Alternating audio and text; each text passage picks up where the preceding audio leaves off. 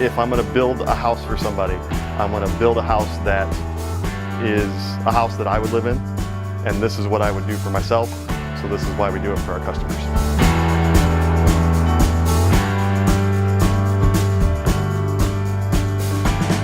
A couple other things I want to point out: hot and cold air or runs for water lines. We use a PEX system, which is a plastic PVC, and it starts in the basement. And it's called a home run. So there's a system, there's one connection in the basement, there's another connection at the faucet or anything upstairs. We have no cuts or anything in this stuff, it's one solid run. Hot water, we insulate our hot water lines. That's, once again, it's just making a more energy efficient home. It's just what we think needs to be done. So we are now in the little dining room area, dinette area. They believe, as of right now, he's going to put a table here, light up that way. And over here we've got the kitchen. We do this kitchen layout for many reasons. I don't know if you can see that, but a lot of times homeowners they look at a sheet of paper and it looks fine, but then you come out here and you do it like this and they look at it and they're like, oh man, that island's too big, that island's too small. You can see a couple different spots where we have scribbled out and we've brought it in, because once you're in the space and you're looking at it, everything always changes. So we always do this in every job to make sure that the homeowners know exactly what they're getting beforehand. I'm standing here in the front entryway, and originally when the house was built, this was an open foyer concept where it went 2 stories tall. The first thing that Rodney said when he came into our office was, I really feel like that's a lot of wasted space. So what we did was we put another bathroom up above us there, so that we could utilize that space better. That's one thing about either a new construction build or a complete rebuild, is you can change things so that they fit what you want. So that's a real advantage over an existing house. A couple things I wanted to also kind of talk about here. Our subfloor. Everybody puts a subfloor in their house. Everybody, it's nothing special. But what we do, we spend a little bit more money on a floor that is completely water resistant. As you build a house, you're gonna have days where it's gonna rain, where it's gonna snow. That stuff just sits in here and it piles in here and it sits on the subfloor. If it sits there too long on a standard grade OSB, it's just going to flake up, and over the long term, that's not going to be good for your house. So we spend a little extra money, once again, and for our clients, we want your house to be solid, so we buy this subfloor. We're actually the only builders in town that use it. Another thing I wanted to point out, which you can't really see all that well, exterior walls are all 2x6 construction. 2x4 is standard through most, but with today's energy code and making sure that we can get enough insulation packed into this wall to make it the most energy efficient house we can, we do all 2x6 construction everywhere. As we come upstairs, I'll point out a couple different things. This right here is called Quiet Zone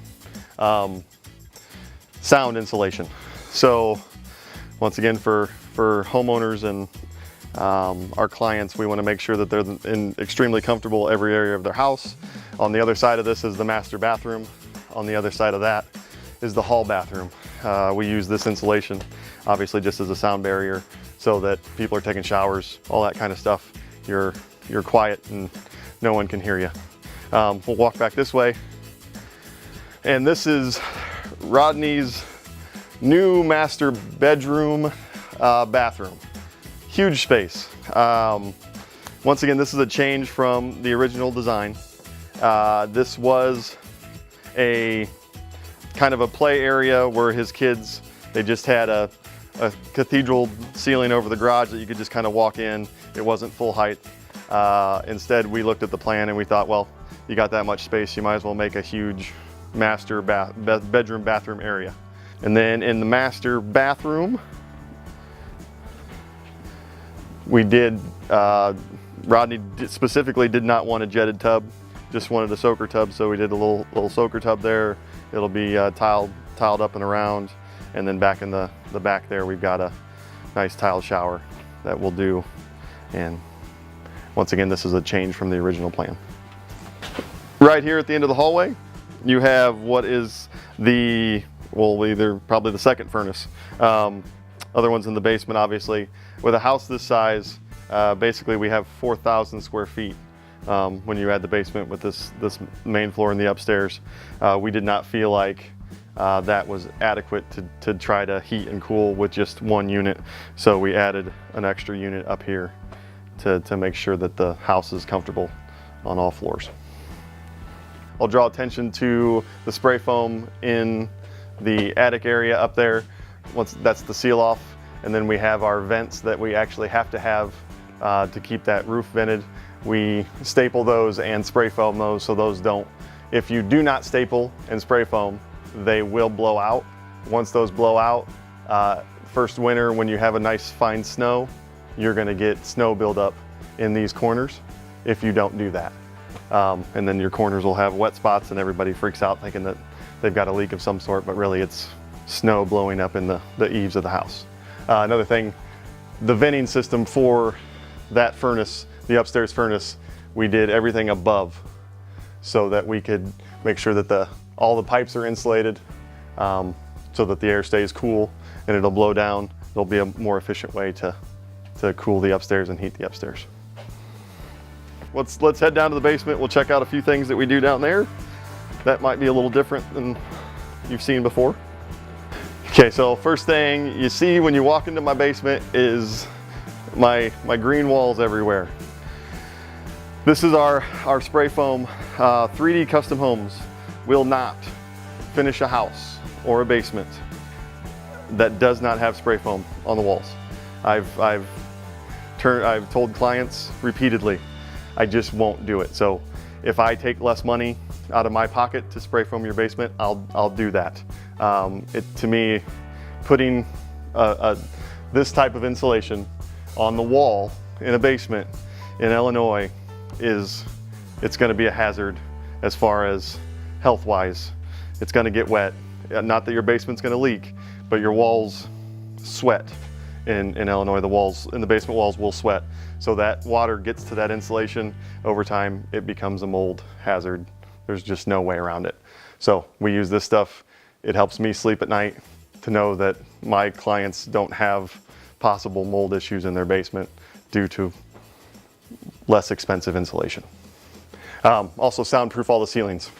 So when you're upstairs or you're down here, Rodney's got his TV blaring, watching whatever movies he's watching. Family can be upstairs and not hear every single thing that's going on. We do it throughout all the basement, anywhere that it's finished. So let's head on out to the garage and see what's going out there. So now we're out here in the garage, and a couple things I want to point out in the garage. We insulate all of our exterior garage walls. We don't have to do that. We just want to do that for our homeowners so that in the bitter Illinois cold winters, their garage is not completely freezing, causing their refrigerators to have problems or any of that sort of thing. Up above here, we have an R60 insulation. We use that because of Rodney's bedroom being right above, and we want to make sure that that stays comfortable through all the seasons. So it seems like it's excessive, but it's necessary. Back here we do have a closet that he can store whatever random stuff in. It was just an extra. We had space, so we thought we'd fill it with a closet. Next things to kind of come here. Monday we're delivering out drywall, and that's when the house kind of really starts to take shape. Homeowners get really excited. After drywall comes floor coverings, and then we're moving to trim and putting the kitchen cabinets in, and the whole project kind of starts to come together, and it just basically turns from a structure into a home. And it's going to be really exciting, and I'm very happy with the whole process, and there'll be more videos to come. Thanks.